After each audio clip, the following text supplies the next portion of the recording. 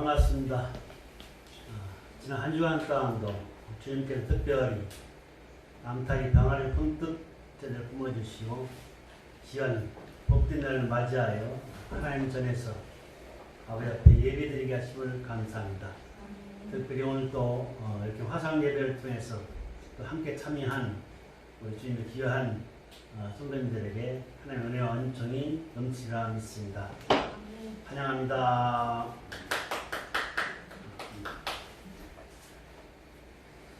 이 시간에는 특별히 여러분 잘 아시는 가수 겸 배우인 엄정화의 간증을 잠깐 소개하고자 합니다.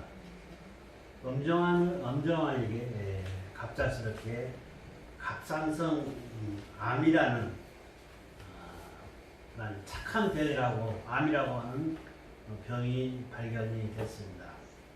2009년도에 발견을 했고 2010년도에 자기 스스로가 간증을 했죠. 사실상 갑상선 그 암에 의한 수술은 뭐 별게 아닌데 잘못돼가지고 신경을 건드려서 자고 한지 8개월 동안을 말을 못하게 되었었답니다. 그로 인해서 긴 공백 기간이 그에게 찾아온 거죠. 엄정화는 1997년도부터 교회에 다녔었습니다. 그런데 본인 스스로가 얘기하기를 그저 왔다 갔다 하는 교인에 불과하였다고 합니다. 하지만은 교회에 오게 되게 되면은 그렇게 눈물이 나가지고 교회에 들어서자마자 눈이 텅텅 부을 정도로 울었답니다. 그러다가 어떤 한 번 예배 끝나니까 이제 그만 우시라고 이제 근데 그 다음 주는 이상스럽게 눈물이 싹 가시다는 거예요. 그러면서 또한 하나님께서 엄정화에게 들려온 음성은 뭐냐? 두려워 말라라는 음성이 자기한테 들려왔다는 거죠. 그 말씀을 들으면서 그때부터 신앙이 바뀐 것입니다. 지금까지 신앙은 그저 왔다 갔다 하는 신앙으로서 체험적인 신앙이 아니었지만은 그 순간 하나님의 음성을 듣는 순간 하나님을 알게 되었고 또한 믿음이 생겼으며 또한 그때부터 삶 자체가 바뀌었다는 것입니다. 엄정화가 투병할 때 목을 다쳤기 때문에 이제는 가수 생활은 끝났다. 더더군다나 8개월 동안 말을 못하고 있었으니까 엄청나는 거죠. 대신 상상해 봐도 아마 엄청난 스트레스가 그에게 왔을 것입니다. 좌절과 실망에 가득 찼을 것입니다. 하지만 그래도 두려워 말라는 그 주님의 음성을 들었기 때문에 그는 기도했답니다. 그때 어느 날 입이 열리게 되었다는 거예요. 그래서 2017년도에 다시 앨범을 내게 되었답니다. 할렐루야.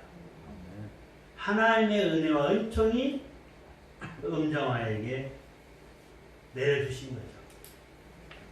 그는 간증을 합니다. 하나님이 계신 것 자체가 기쁨이고 하나님께서 나 같은 사람을 위해서 또한 예수님을 알게 하시고 예수님께서 나를 위해서 십자가에 죽으시고 하셨던 그 모든 사랑을 생각할 때 가슴이 벅차다는 것입니다.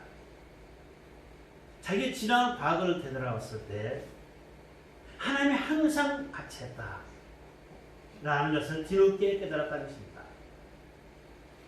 그의 간증을 들으니까 두 동생이 있었고 가난 속에서 밥도 제대로 못 먹는 그런 생활을 하였던 것 같습니다. 아무튼 그가 하나님과 함께 한다는 것을 깨달았을 때부터 그의 삶은 바뀌게 되었다는 것입니다. 그런 얘기합니다. 하나님을 만난다는 것, 물론 어렵고 힘든 것 같지만은 하나님을 부르짖었을 때 내 마음 속에 하나님이 임재하신다는 거죠. 하나님을 부르실 때, 내 입으로 하나님을 찬양했을 때 하나님께서 이미 나한테 와 있다는 것입니다. 그러면서 우리 모두가 마음을 활짝 열고 하나님을 부르자는 것입니다. 주님을 찾자는 것입니다. 그렇다면 놀라운 축복이 임한다는 것입니다. 살아 계시는 하나님을 그는 스스로 간증을 하게 되는 거죠. 하나님께 마음을 활짝 열고 불렀을 때 하나님을 나를 만나주시고 나와 함께 해주신다고 그는 기쁜 마음으로 얘기를 하고 있었습니다. 그러면서 하나님을 만난다는 자체가 감동이었다는 것입니다. 우리 신앙도 마찬가지입니다. 하나님께서 그는 분명히 얘기합니다. 모든 것을 우리에게 다 주셨다. 그러니 우리는 그저 하나님과 함께 가기만 하면 된다는 것입니다. 하나님과 함께 갔을 때 하나님께서 놀라운 은혜의 축복을 부어주신다는 것입니다. 지금 현재 음정하는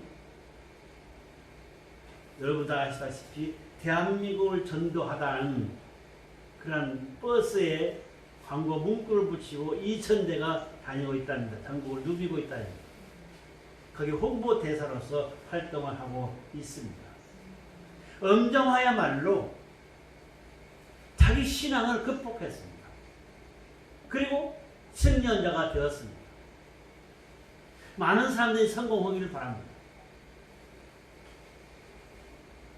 성공의 열쇠는 남한테 있는 것이 아니고 나의 믿음에 있다는 것입니다.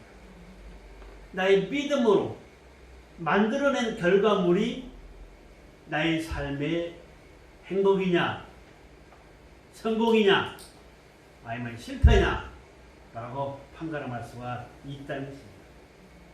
그렇다면 우리가 어떻게 해야 우리 신앙을, 우리 삶을 성공의 삶으로 바꿀 수가 있는 것이냐는 것입니다. 첫째로 우리 인생을 길게 보는 습관을 갖자는 것입니다. 짧게 보지 말자는 것입니다. 오늘 현재 내가 생각하고 내 기대한 만큼 나한테 채워지지 않았다고 초조해하지 말라는 것입니다. 우리 인생은 1년 사는 것, 10년, 20년 사는 것이 아닙니다. 나의 인생은 40살이 돼도 확실치가 않습니다. 60이 넘어서야 다시 한번 자기를 뒤돌아보면서 자기를 평가할 수가 있는 거죠. 여러분, 나무가 어떻습니까? 태풍이 불면은 엄청나게 큰 나무도 쓰러져 버립니다. 하지만은 대나무는 다릅니다. 한마디 한마디 성장해 가면서 성장 완전히 자랐을 때 아무리 태풍이 불어도 꺾이지 않고 쉬어지는 거죠. 그러면서 그 강한 태풍을 견뎌내는 것입니다.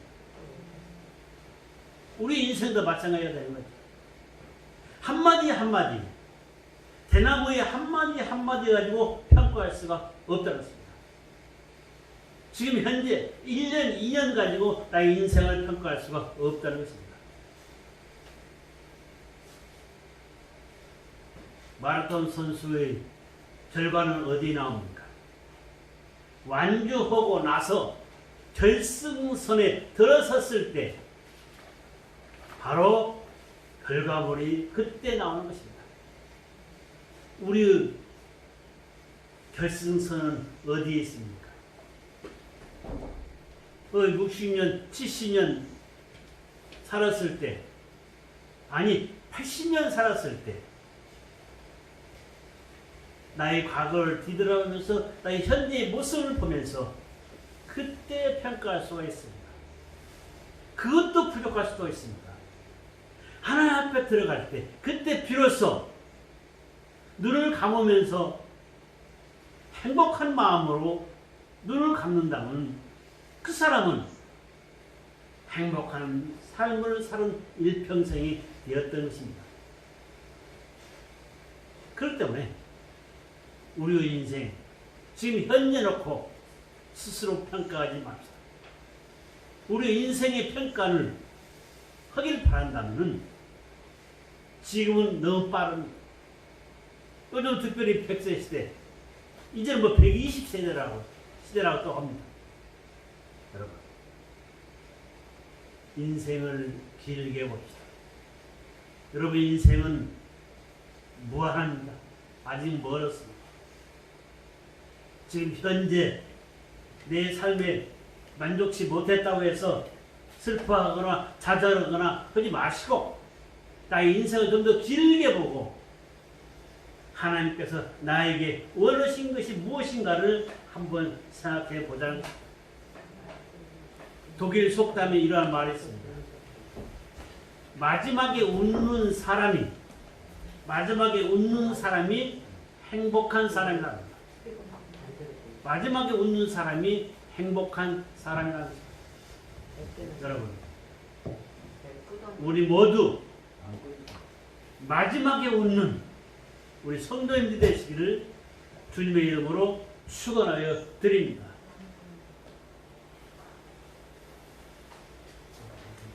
중요한 것은 나의 인생 삶을 최선을 다했느냐 그렇지 않았느냐에 달려 있습니다.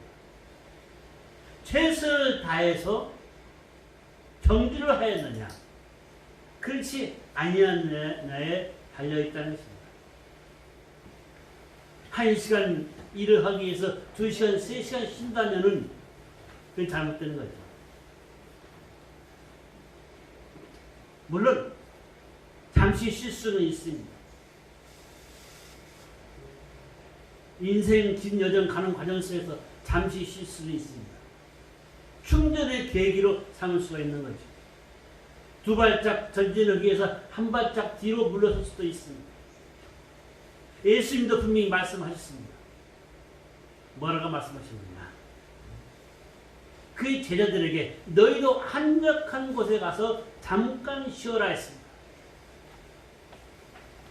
그 말의 뜻은 바로 자기 자신을 되돌아보면서 다시 한번 인생의 계획을 하라는 거죠.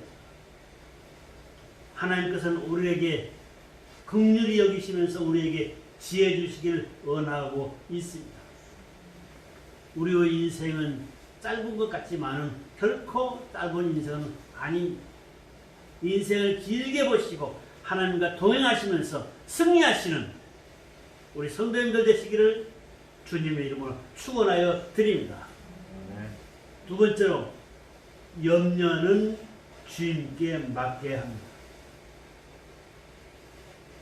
세상 사람들 살아가면서 염려를 참 많이 합니다. 먹을 것으로, 입는 것으로 염려하기 시작해서 뭐 주택 문제, 건강 문제, 가정의 문제, 사회 문제, 나라와 민족의 문제까지 염려를 넓히면 한이 없는 거죠. 그 모든 염려를 다 가지고 있는 사람들도 있습니다. 오직하게 되면은 세상 사람들에게 어떠한 병이 있느냐? 신경성에 의한 병이 많다는 것입니다. 신경성, 노이로제에 걸려서 어려움이 살고 있다는 것입니다. 여러분, 세상 사람들에게만 있는 것이 아니라 우리 믿는 사람들에게도 그런 염려를 하고 사는 사람들이 많습니다. 물론 그렇습니다. 어렵고 힘든 세상 살기 때문에 누가 대신 나의 무거운 짐을 좀 져줄 수 있는, 지어줄 수 있는 그런 사람이 있다면 맡기고 싶을 심정이지. 나의 인생을 대신 맡기고 싶은 심정입니다. 하지만은 오늘 분명히 베드로는 이야기합니다. 모든 것을 주님께 맡기라는 거죠. 주님께 맡겼을 때 주님께서 다 해결하여 주신다는 것입니다. 고난받는 성도들에게 귀한 말씀이, 하신 말씀이 너희 어려운 문제들을 염려하지 말고 모든 것을 주님께 맡겨라. 그러면 주님이 대신 집을 져주신다는 것입니다. 나의 것을 주님한테 맡겼으니 나는 편안한 마음으로 하나님과 동행하면 된다는 것입니다. 그렇다면 우리가 주님한테 무엇을 맡깁니까? 먼저 주님 앞에 맡길 것은 나의 하는 일을 주님께 맡기라고 합니다. 잠언서 16장 3절 말씀에 보면은 너희 행사를 여호와께 맡기라. 그리하면 너희 경영하는 것이 이루어지리라 했습니다.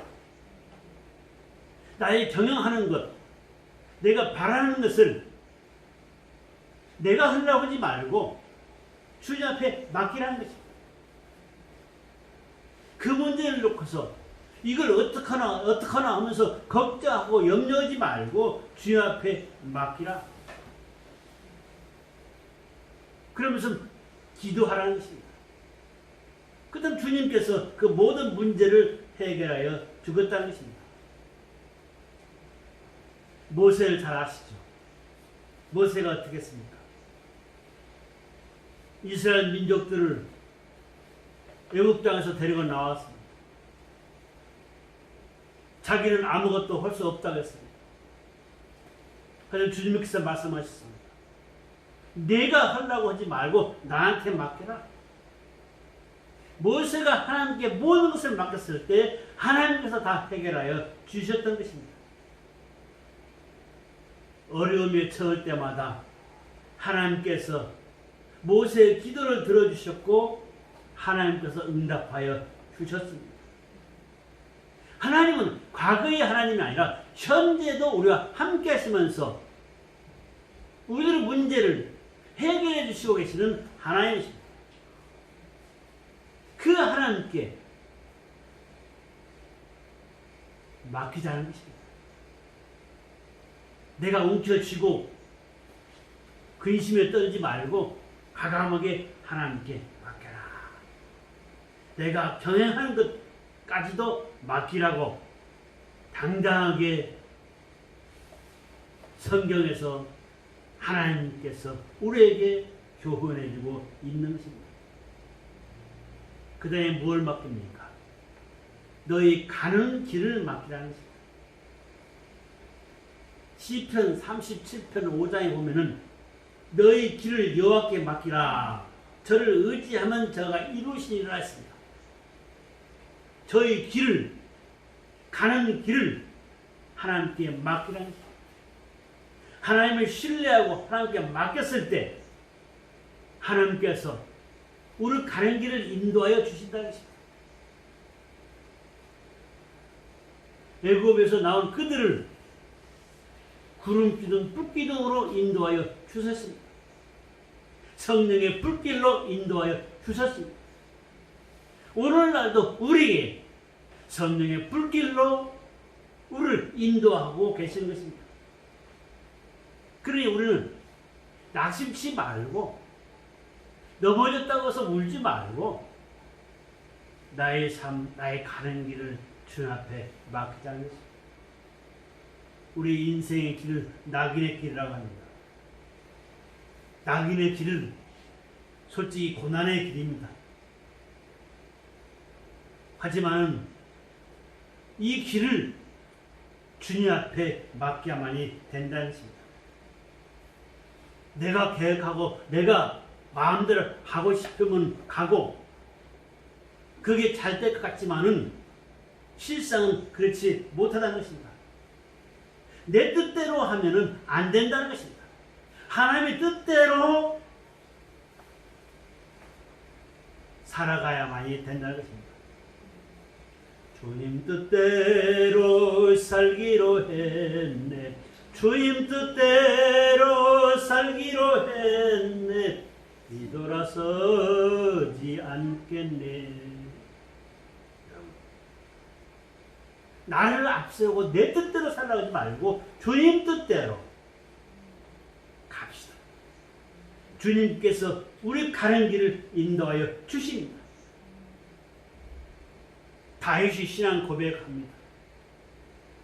그런 어려운 고난의 길을 많이 겪었습니다.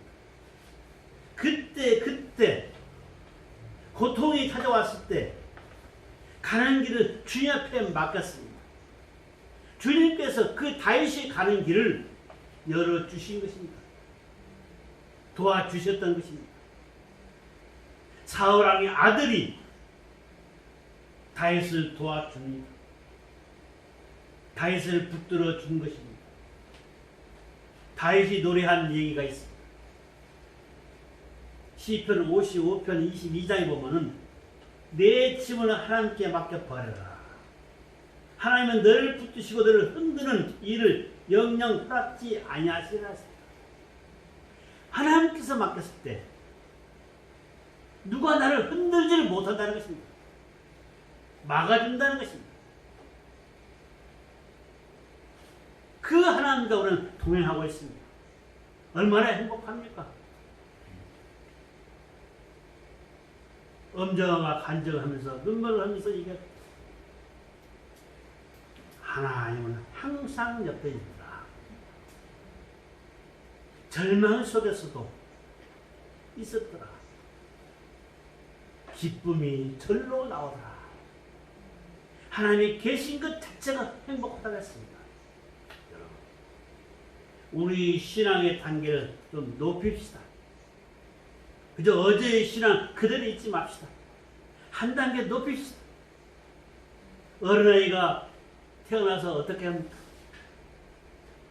젖을 먹고 그 다음에 밥을 먹고 죽을 먹고 밥을 먹고 나중에 가서는 갈비까지 뜯습니다. 여러분의 신앙은 지금 현재 어느 정도입니까? 우리 모두 갈비까지 뜯으면서 하나님 감사합니다고 외치자는 것입니다. 그러면서 하나님께서는 원하시는 것은 우리 영혼까지도 하나님께 맡기기를 원합니다. 예수님께서도 얘기했습니다.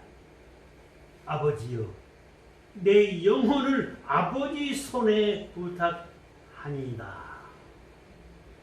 자기 영혼을 하나님께 맡긴 것입니다. 스데반도 얘기합니다. 죽을 때 주 예수여 내 영혼을 받으시옵소서 라고 얘기했습니다. 다윗도 한 얘기입니다. 나 이 영혼을 주의 손에 부탁합니다. 베드로도 물론 이들 모두가 자기의 일생 모두를 주 앞에 맡기면서 자기 영혼까지도 드렸던 것입니다. 천국으로 갈 수 있는 길까지도 하나님께서 분명히 인도하실 것이라는 확신했기 때문에 모든 것을 다 맡겼던 것입니다. 세 번째로 우리가 성공하기 위해서는 근신하고 깨어 있어야만이 된다는 것입니다. 베드로가 분명히 얘기했습니다. 우리의 사람의 살아가는 교훈을 말씀해 주고 있습니다. 성도들은 먼저 근신하고 깨어 있으라. 마귀가 삼킬 자를 찾고 있다고 얘기하고 있습니다. 근신이라는 말은 무엇입니까? 말이나 행동에 조심하라는 거죠. 말이나 행동에 조심하라는 것입니다. 이것은 가장 가까이 있는 사람, 부부간에도 마찬가지입니다. 형제간에도 마찬가지입니다. 이제 얼마 있으면 설 명절로 친일가 친척들 만날 것입니다. 여러분 입에서는 어떠한 얘기를 하실 것입니까? 여러분 행동은 어떠한 행동을 보이실 것입니까? 하나님께서 요구하시는 것은 근신하라는 것입니다. 말과 행동에 조심하라는 것입니다. 정신 차리라는 것입니다. 절제할지 알아라는 거죠. 이것이 우리 신앙인들의 삶의 바탕이 되어야만 되는 것입니다. 세상이 너무 악합니다. 불의한 세상입니다. 거짓이 난무한 세상입니다. 하지만 그래도 세상을 탓하지 말고 우리 믿는 우리라도 하나님께 영광 돌리는 말, 일가 친척들에게 영광 돌리는 말, 나의 아는 모든 사람들에게 사랑이 넘치는 말, 기쁨과 즐거움이 넘치는 말을 하자는 것입니다. 분명히 베드로는 얘기했습니다. 마귀가 삼킬 자를 찾아 헤매고 있다는 것입니다. 공중 권세를 잡은 마귀가 삼킬 자를 두루 찾아 헤매고 있다는 것입니다. 지난 시간에 동물의 왕국 잠깐 얘기했습니다. 또 잠깐 말씀드리죠. 사자가 자기 먹이를 발견합니다. 낚아채서 잡아먹습니다. 어떤 동물을 잡아먹습니까? 자기보다도 약한 자, 뒤처져 있는 자, 어린 새끼들, 이런 동물들을 찾아서 쫓아가서 잡아먹습니다. 잔인하게 짝이 없죠. 살아있는 것을 목을 탁 낚아쳐가지고서 그저 죽여버리는 것입니다. 우리 신앙이 약한 자, 신앙이 연약한 자, 이런 자를 마귀 사탄이 노리고 있다는 것입니다. 세상으로 유혹에 빠지게 만들고 어려움 속에서 괴로움 속에서 헤매게 만드는 것입니다. 그러니 우리 스스로가 우리 신앙을 지키기 위해서 하나님께 더욱더 가까이 가야만이 된다는 것입니다. 그러기 위해서는 뭡니까? 믿음에 굳게 서라는 것입니다. 믿음에 굳게 서자. 바로 하나님께서 원하시는 것이 고난이 오고 어려움이 온다 해서 좌절하고 실망하지 말고 인생을 좀 더 길게 보고 각자 개인에게 주신 사명이 있다는 것입니다. 각자 개인에게 하나님께서 주신 특별한 사명이 있다는 것입니다. 저는 그걸 두 가지로 항상 얘기합니다. 사명 중에 하나는 뭐냐? 영적인 사명, 하나님의 일을 교회에서나 섬기는 일을 영적인 사명이 있습니다. 두 번째 사명은 무엇입니까? 육적인 사명. 육적인 사명. 너는 땅을 정복하고 다스리라고 했습니다. 이 세상은 다 너희 것이니 너희가 정복하고 다스리라. 이 세상에 태어난 우리 모두 하나님의 특별한 섭리 가운데 태어났습니다. 한 사람 한 사람 모두가 다 하나님의 은혜 가운데 특별히 세움을 받았습니다. 그 한 사람 한 사람 모두에게 특별한 은혜의 사명을, 특기를 주었다는 것입니다. 찾았습니다. 육적인 사명을 찾아서 열심을 다합시다. 하나님께서도 그에게 특별한 은혜와 은총을 부어주십니다. 결론으로 말씀을 드리겠습니다.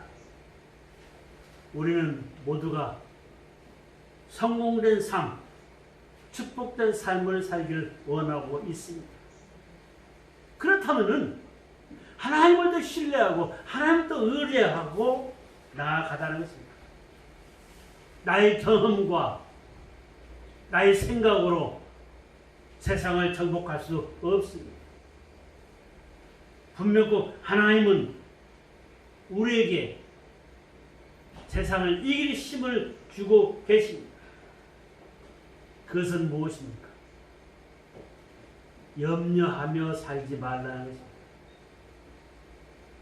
염려하며 살지 말라는 것입니다. 염려는 아까도 말씀드렸지만 다양합니다. 먹는 문제부터 입는 문제부터 잠자는 문제부터 많습니다. 하지만 그 염려가 많다 보면 어떻게 됩니까? 염려 속에 내가 그 구렁텅이에 빠져버리고 마는 거죠. 내 스스로가 구렁텅이에서 허부적거리는 것입니다. 이것을 하나님께서는 원하시는 것이 아닌 거죠. 하나님께서 원하시는 것은 우리 모두가 잘 살기를 원하는 것입니다. 우리 모두 하나님의 자녀입니다. 여러분 자녀가 잘 살기를 바라지 않습니까? 하나님도 우리에게 마찬가지입니다. 하나님은 우리를 사랑하고 계십니다. 축복된 삶을 살기를 바란다면 내가 생각하고 있는 모든 관심사 하나님께 맡기십시오. 주님, 금년에 제가 이런 계획을 세워놓고 있습니다. 주님께서 이스라엘 백성들에게 허락하신 것 같이 모든 신앙의 선진들에게 허락한 것 같이 우리의 문제도 주님께서 허락하여 주시옵소서. 나의 문제를 주님께서 응답하여 주시옵소서. 당당하게 맡기십시다. 성도 여러분, 베드로는 어떻게 얘기했습니까? 맡기라? 아닌가? 맡겨? 뭐라 그랬죠? 버려라. 아주 과감하게 얘기했습니다. 그저 맡기라는 것이 아니라 맡겨 버려라. 내 마음속에 있는 괴로움, 근심, 걱정 다 주님 앞에 맡겨 버려라. 주님이 해결하여 주신다. 가슴에 품고 있지 마십시오. 당당하게 우리는 하나님의 자녀입니다. 주님 앞에 맡겨 버렸을 때 주님께서 그 문제를 해결할 수 있는 지혜를 우리한테 주실 것입니다. 그럼 그 지혜를 믿고 우리는 하나님께 기도하며 간구하는 거죠. 맡긴다는 자체가 벌써 하나님께 나의 믿음을 인정받을 수 있는 길이 되는 것입니다. 하나님께 나의 믿음을 인정받았을 때 우리는 승리할 수가 있게 되는 것입니다.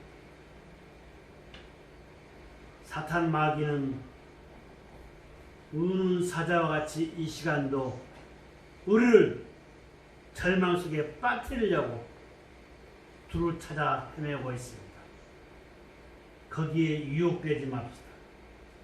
우리의 인생은 나의 믿음을 잘 지켰을 때 하나님께서 놀라운 은혜의 축복을 부어주신다는 사실을 깨닫고 하나님께 맡겨버리면서 승리의 삶, 행복한 삶이 여러분 앞에 전개되시기를 주님의 이름으로 축원하여 드립니다. 고마우신 아버지 하나님 감사합니다.